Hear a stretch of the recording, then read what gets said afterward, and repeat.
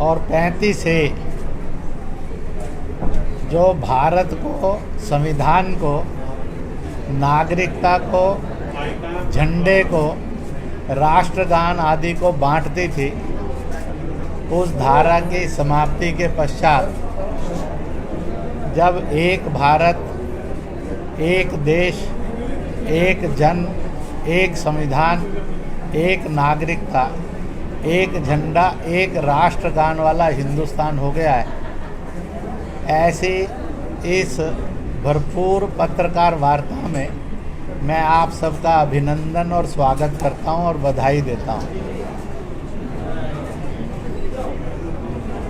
स्वाभाविक रूप से पहला प्रश्न उठता है, अगर 370 और 35 से अच्छी थी तो जो भी पिछली सरकारें थी उन्होंने संविधान में इसको परमानेंट क्यों नहीं किया?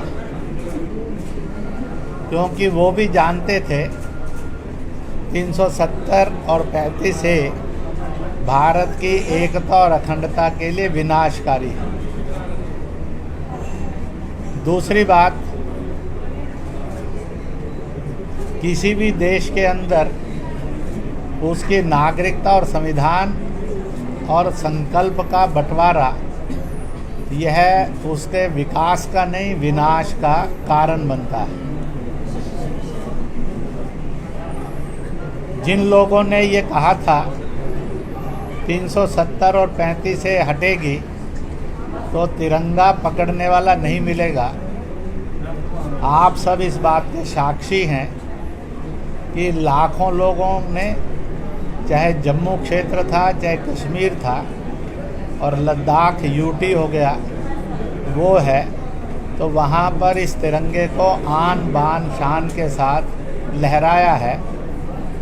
तिरंगा विरोधी ताकतें पराजित हुई और देश प्रेम वाली ताकतों की जीत का जश्न हुआ था। मैं ये कह सकता हूँ,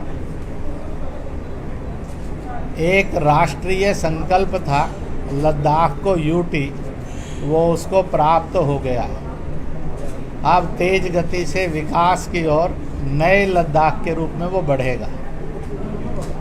दूसरा, जम्मू कश्मीर यह एक यूटी है, पर भारत सरकार का कमिटमेंट है कुछ विशेष व्यवस्थाएं होने के बाद यहाँ पर चुनाव होंगे, तो स्वाभाविक है जब चुनाव होंगे तो विधानसभा रिस्टोर होगी और यह भी अपने आप एक मान्यता प्राप्त प्रदेश के रूप में होगा।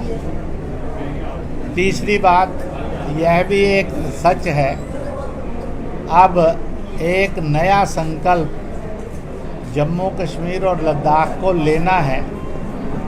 उस संकल्प का एक नारा है, चीन गिलगित बाल्टिस्तान कैलाश मानसरोवर खाली करो, यह हमारा है, हमारा है। उसका इसके ऊपर अवैध कब्जा है। दूसरा नारा है, पाकिस्तान मीरपुर कोटली हवेली पुंछ मुजफ्फराबाद आदि आदि खाली करो, ये हमारा है और हमारा ही होना चाहिए। पाकिस्तान का इसके ऊपर अवैध कब्जा है। और एक तीसरा, भारत सर्वधर्मों के समभाव का देश है। पाकिस्तान में जो माइनॉरिटीज़ हैं उन पर जुल्म है। मुस्लिम माइनॉरिटीज़ में अहमदिया हैं, शिया हैं और बोरा हैं, ऐसे सब हैं जिन पर जुल्म है। जो लोग पाकिस्तान बनाकर भारत से उजड़ कर गए, भारत के बेईमान हुए, इस्लाम से भी परे गए, आज वो मुहाजिर हैं, उनको नागरिकता भी नहीं है। वो बदकिस्मत 1,40,00,000 लोग हैं जो दुनिया में किसी देश के नागरिक नहीं हैं, पाकिस्तान में वह पराये बनकर जी रहे हैं।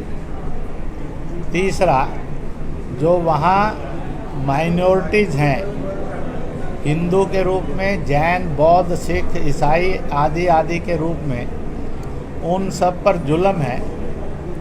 और इसलिए तीसरा संकल्प है पाकिस्तान में अल्पसंख्यकों पर जुल्म बंद हो, बंद हो, बंद हो। और इस प्रकार से देश की एकता और अखंडता का एक नया संकल्प यह पूरे भारत में उभर रहा है और जम्मू कश्मीर उस संकल्प को लीड करे। आज इसके लिए कार्यक्रम है। इसी के साथ साथ अब एक प्रश्न और खड़ा करते हुए मैं अपनी बात को रोकूंगा और आप फिर प्रश्न पूछने के लिए पूर्ण स्वतंत्र होंगे। वह ये है कि देश के अंदर सब तरफ मैंने लगभग सारे देश के सारे प्रांतों का प्रवास किया है। दिल्ली के अंदर बहुत बड़ी संख्या में जम्मू कश्मीर के ड्राई फ्रूट के, फल के, इन सब के व्यापारी रहते हैं। पर दिल्ली को कभी ये नहीं लगा कि उन्होंने हमारे रोज़गार को छीना है, बल्कि ये माना है कि हमारी रोज़गार अपॉर्चुनिटी बढ़ी है। इसी प्रकार से हरियाणा, पंजाब में देश भर से नहीं, बाहर से भी लोग आए। उन्होंने वहाँ पर व्यापार किया, संस्थान बनाए, हॉस्पिटल बनाए, एजुकेशनल इंस्टीट्यूट बनाए, रोज़गार के नए नए इनोवेशन और वेन्यूज़ बनाए। तो वहाँ के लोगों को ज़मीन की कीमतें भी अधिक मिली और उनके भी छोटे बड़े रोज़गार बढ़े। धीरे धीरे बड़े रोज़गारों के अंदर भी उन्होंने प्रवेश किया। आज हरियाणा, पंजाब, राजस्थान के लोग नॉर्थ ईस्ट में भी हैं। जम्मू कश्मीर के अंदर 370 के बावजूद भी वो आए, अब बिना 370 के हैं। वह दक्षिण में भी गए, उन्होंने वहाँ समृद्धियाँ लाई हैं। अगर कोई लोग कहते हैं कि बाहर के आएंगे तो हमारा रोज़गार छीन लेंगे, यह असंवैधानिक है, अनैतिक है, अमानवीय है। क्योंकि बल्कि उसके कारण यहाँ पर लोगों का जो विकास 70 साल में नहीं हुआ, उससे कई गुना अधिक विकास तेज गति से बढ़ेगा। यह एक निश्चित बात है। आज भारत सरकार की स्कीम के अंतर्गत लगभग 15 से 20 हज़ार जम्मू कश्मीर और लद्दाख इसके छात्र और छात्राएं देश भर के अंदर ज्ञान ले रही हैं। कहीं से ये आवाज़ नहीं उठी है कि वहाँ के लोकल स्टूडेंट्स ने और देशवासियों ने कहा हो कि इन्होंने हमारी सीटें छीन ली हैं, बल्कि सारे देश ने उनका स्वागत किया है। और इसलिए 370-35 से हटने के बाद हम जातियों, मजहबों, भाषाई भेदों से ऊपर उठकर एक हिंदुस्तान के रूप में अधिक प्रतिष्ठित और तेज गति से विकास करने वाले बने हैं।